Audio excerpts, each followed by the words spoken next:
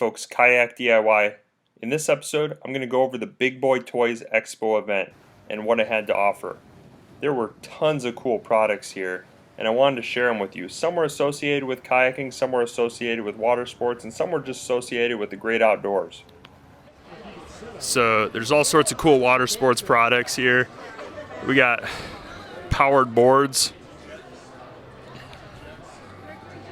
Right here, there's JetSurf, gas-powered boards. There's some electric-powered boards, lots of cars, ATVs. For the outdoor enthusiast, this place is pretty awesome. So, all sorts of cool products here. Hoping to find some, more boats and water sports products, but we'll see. So I'm actually at the Walmart booth, and you guys might say, well, what's at Walmart? Well, actually they have quite a bit of kayaks, and I happen to have one of these kayaks here. Right here we have the Ozark Trail. This here retails for $4.97 at Walmart's, and it's actually a pretty good deal. It's probably one of the better deals, I would say, for fishing kayaks. If you're looking for something with a comfortable seat, something that paddles well, something that you can stand up on, consider this. It has flush mount rod holders up in the front. It has scupper drains throughout. It has track mounts. It has a good rear tray. The hatches, you'll notice, are actually raised up from the deck to prevent water intrusion. And so those are some of the things I like about it. One thing I will say is it does drain a little bit slower, so if you get water over the top deck, it will drain a little bit slower because the scuppers are a little bit smaller. But it's an easy fix. I mean, you just clear out the scuppers, like if any leaves or so get in it. So overall though, for $4.97, I'd say this here is a buy. I also happen to have some of the Ozark Trail coolers. I happen to have this one right here, and you'll actually see in one of my videos I have it strapped to one of the paddle boards, and I actually threw some crawfish in there and whatnot. These here are also a pretty good value. What you want to do though is you want to make sure that you pre-chill the cooler before putting stuff in. You don't want to put warm stuff in with ice because, well, your ice is going to melt quicker, and then you're going to end up thinking that it's the cooler's fault when it isn't. Here they have some of the soft side coolers. It's really good material, and that just kind of shows a little bit of their booth. This here also is the Sport Fisher model, which I also know is a very popular kayak as well. It's very wide, very stable, and it's affordable.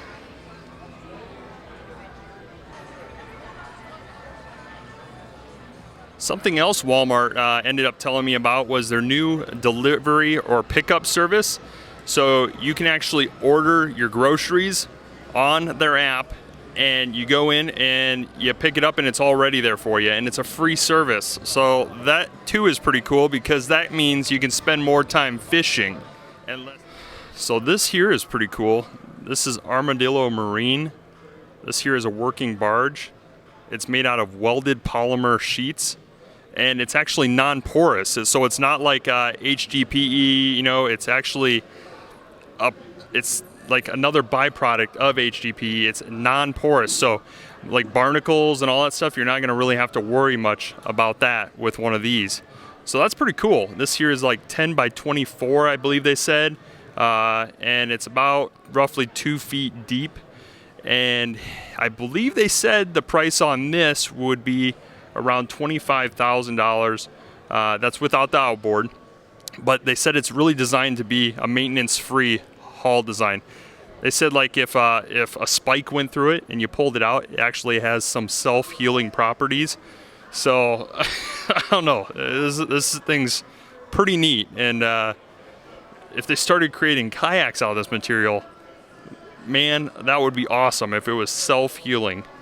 So check out Armadillo Marine if this is something that interests you. I guess some like tackle and live bait places and like tiki barges down here, they started using these hulls because during hurricanes their hulls were getting damaged or they were having some issues, and well, these I guess are much more durable or more resilient. In fact, supposedly one insurance company actually bought a guy one of these because it was such a cost savings. So the Honda booth is also right next to Armadillo Marine, and here we have the little 2.3 horsepower Honda outboard. This is one that's been on my radar. It's pretty cool because it's actually air cooled. You don't have to worry about water impellers and having to maintain all that stuff. For the most part, just don't run it outside of the water. So pretty cool. I think I may end up looking at one of them when I get a skiff. Okay, so right now we're at the Deja paddleboards booth. This is a Florida-based company. I talked to the owner. He was right there at the booth. This board is a fiberglass hand-laid board, and it runs around $1,050, which is very competitive in the market. He gives you tons of customizing options. Here's all different decking swatches that you can choose from. You could do full-length padding. You could do partial-length padding like you see here. This board has a little bit of an olive gel coat color, and then the other one was a white color. This board you could have full-length decking on if you want to use it for something maybe like yoga, where you want to maximize the use of the board. It has an anchor pole set up in the front there, and so it's really just a very versatile design. I like how flat it is. That flat, low amount of snag design is going to be really great for fishermen, and specifically fly fishermen. Fly fishermen are going to love this board. And the fact that it's a fiberglass board, you know, is great. These here are some actually ram mounts for rod holders. But the fact that it's a fiberglass board and the way it's designed is going to lead to a lot more durability than some of the other hard boards on the market. Some of the other hard boards on the market have some delamination issues. You're not going to really have to worry about that with this board. You'll see this board has a little bit of a tunneled hull design. That's going to yield improved tracking and stability. And it also has a removable fin, which you could possibly use with accessories like Bixby. It's a 12-foot board, weighs about 35 pounds. So now walking outside of the building just to kind of see what might be related to water sports and what you might be interested in. And I came across this. So JetSurf. That sounds pretty interesting. Let's go take a look and see if we can get a good look at what these are. Hi, my name is Sarah from JetSurf, and I'm here to show you guys the JetSurf boards we have here. It's a 90cc two-stroke engine inside of a carbon fiber hull. This board only weighs about 40 pounds, so you can carry it anywhere with you and even travel on a plane with it. You can take lessons in a slew of places, but Fort Myers here is the closest location. You can try the boards. You can check out our price list. It'll show you how much it can cost to come check it out. The boards go about 40 miles an hour, and anybody can do it. You just control the speed with your hand here. The harder you squeeze, the faster you go. And yeah, and we'll be checking them out on the water here in a few minutes, so stay tuned. Okay, so I'm here with Sarah Carangelo, and she's one of the top racers for these boards. And she's going to end up taking this thing out and showing us what it can do.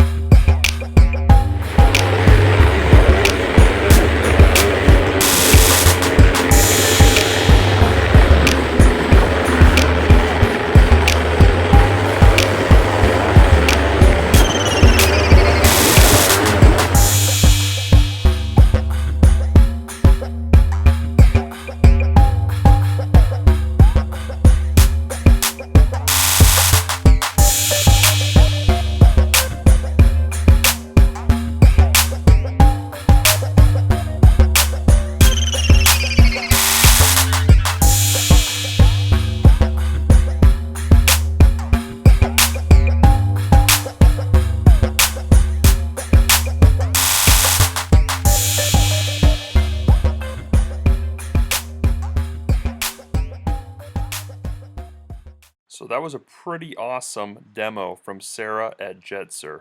Now let's see what else the Expo has to offer. So they have the Polaris General, which, God, that thing sits up tall. That thing's awesome. We got a Maverick, whole bunch of other Can-Am products. We got some of the vintage cars here, all dressed up. And I'm heading over to ESS, where my friend Eric is. Hey guys, this is Eric here with Electric Surf Sports. You might have seen me in some other videos for Bixby. I am the Bixby rep here in South Florida. And over here today, this is the Big Boys Toys Expo. We're running from Saturday to Sunday here. And down here we have our Vibe Seaghost. This is the Vibe Seaghost 110. What we like about this kayak is we have it set up for fishing. Obviously, it's rigged out to the teeth, ready to go. It's a blank canvas. But we took it one step further. We took the factory rudder off here, and we installed the Bixby universal rudder adapter. So there's no motor attached to this one. It's pretty close to the floor. That's just because our stands are kind of low. But if you look, this runs over the top. It's nice and retractable. And you have your stock factory steering here. You can set up and use your rudder control. Here you can actually see the same rudder setup on one of my kayaks. It's not a Vibe kayak, but it is the same Bixby motor setup. So you can get an idea of the performance and how it works. All right, guys, so we talked about the rudder system here. Just going to go over some of the features of the Vibe Seaghost 110.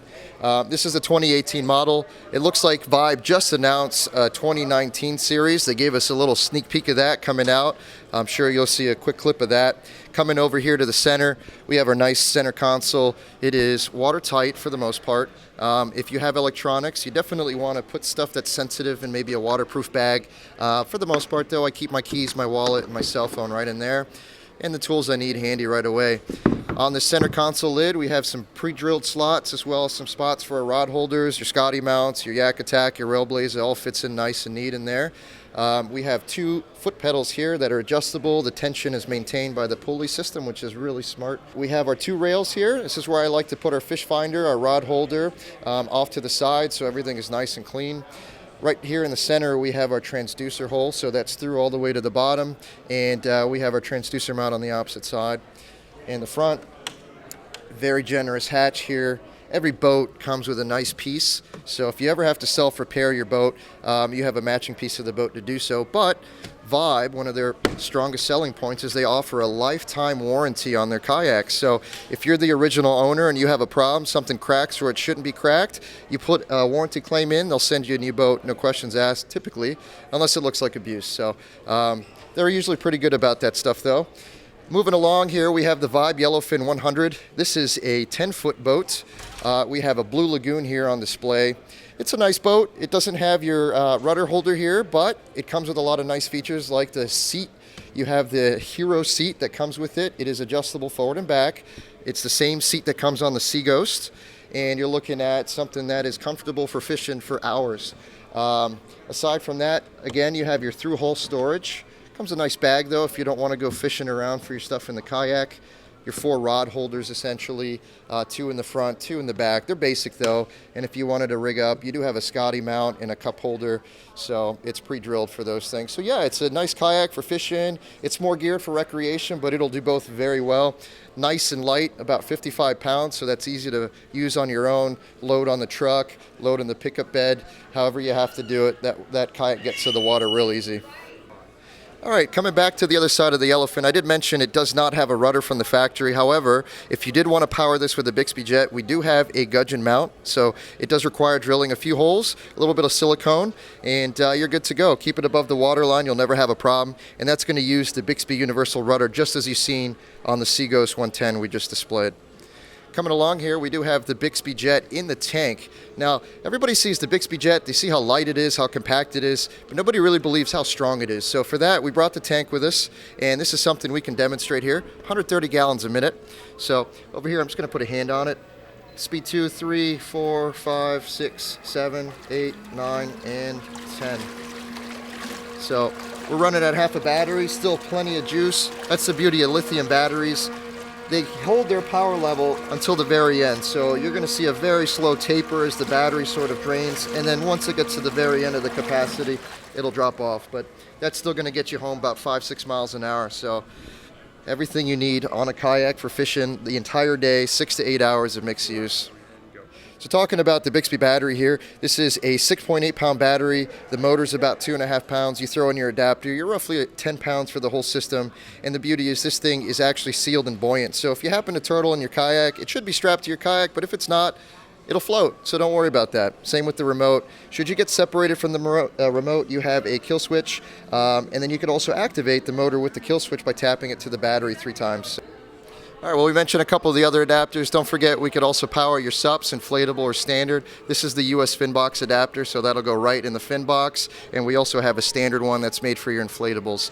And then finally, we've talked about this before, but just in case you haven't seen it, we have the Swim Jet. So same motor that you use on all the applications, you change the battery pack, and now you have an underwater scooter. This thing weighs about 6.5 pounds underwater. It's weightless, but you're looking at something that'll pull you about 3 miles an hour, 2.5 maybe with scuba gear, but you have a 1/4-inch screw at the top. It's great for scuba diving, looking for that lobster, finding that next meal. It's a lot of fun.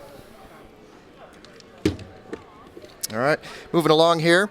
We'll keep it to the theme of water toys. So coming over, we have an electric hydrofoil. This is by Liftfoil. These guys are made in Puerto Rico, handmade. If you look at the detail of this carbon fiber, the entire board, from the board deck, inside the components, everything is nice and made in fiberglass. You have the mast is fiberglass, and then finally your foil is also fiberglass. It's incredible craftsmanship throughout.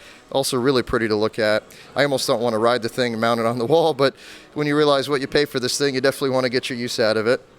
With something like this, you're looking at a board that can almost hit 30 miles an hour, and your run times are anywhere from an hour to an hour and a half. When you're riding on a hydrofoil, it's very efficient. So the same amount of energy density that you have in a battery for this versus an electric surfboard, it takes more juice to get that running across the surface than planing on a hydrofoil. So moving along, we have the Liftfoil I mentioned. This is a different sport altogether. This is the O'Neill Carver. Here we have the O'Neill Carver X. So the X for extreme. This model here actually runs with 2 batteries, 1 battery per electric jet pump. That's a total of 19 horsepower, 10,000 watts of power. And if you come around the back here, we could see the 2 turbines. So this is electrically driven. You have a magnetic coupling system. It's very intuitive the way they designed this. The seal and everything is on one side of the motor, and then you have a magnetic shaft coming to the other side where it couples. So there's no contact from the motor to the shaft. It's really smart. Basic safety features, right? You have a kill switch and you have a leash. You fall off the board, the kill switch gets disengaged, you're still tethered, so your board didn't get too far away from you. And then you control that with the hand control. And coming along to the backside here, we have the O'Neill remote. This goes along the wrist here, and then you have, it's kind of like a crab claw. So it makes it real nice to squeeze for long periods of time. This is a pressure-sensitive remote. So what I mean by that is you actually squeeze down, and based on how hard you're squeezing down on the teardrop here, controls how much power output. So we're going to give that a quick run if you'll listen to that real quick.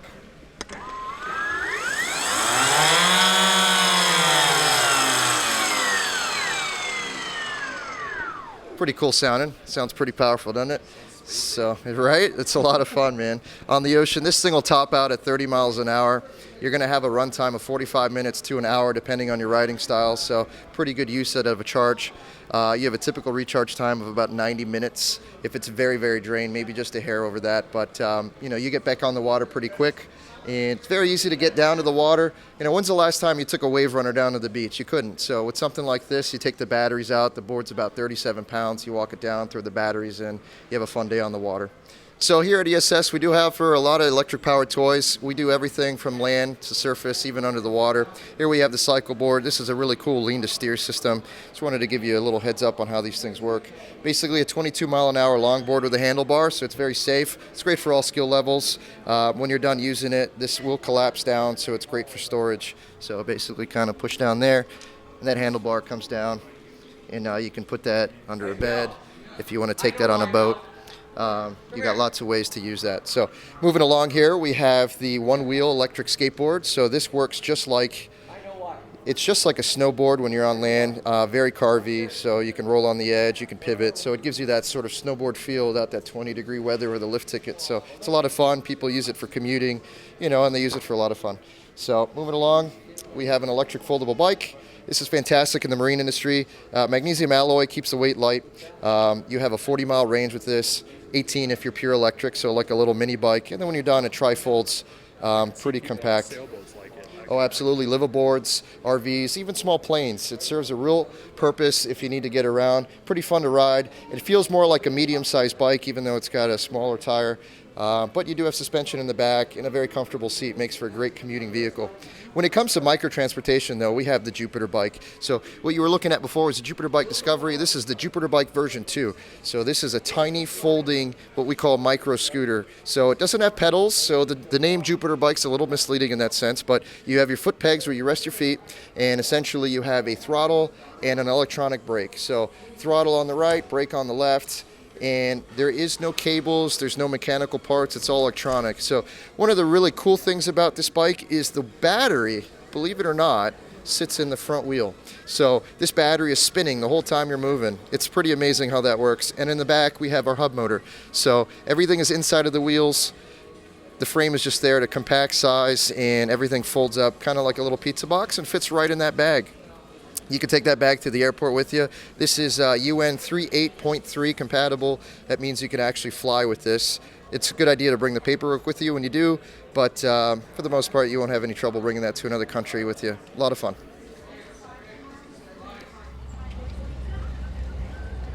Ooh. Where do you put the kayak on this? You think that it has kayak rack, maybe? Maybe that's what this thing is.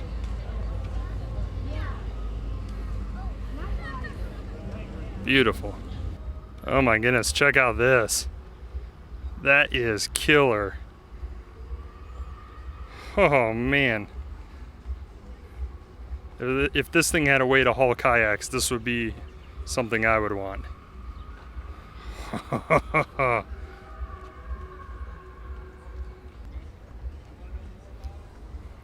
$96,000. There's some cat haul boats. We got the Twin V, Sea Chaser, Action Craft. You got the Tower, nice for fishing the flats. Here's an H2 Hummer boat. That's interesting. That's actually not, that doesn't seem like a bad price at all.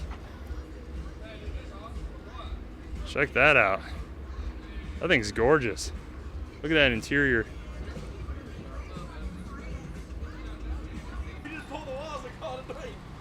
Here's some more electric vehicles. Check out that thing. That thing's sweet.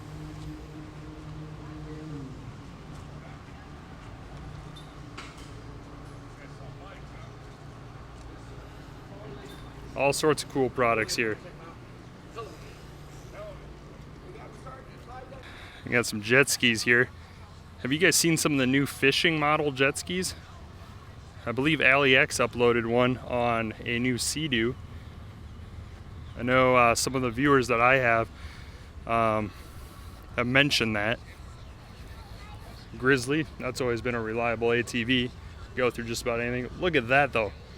That is awesome. Real cool. Okay, well, heading back home. But that was a fun day checking out some of the stuff. Looks like they have a concert over here too. Maybe I can go check that out. Florida has so much stuff to offer.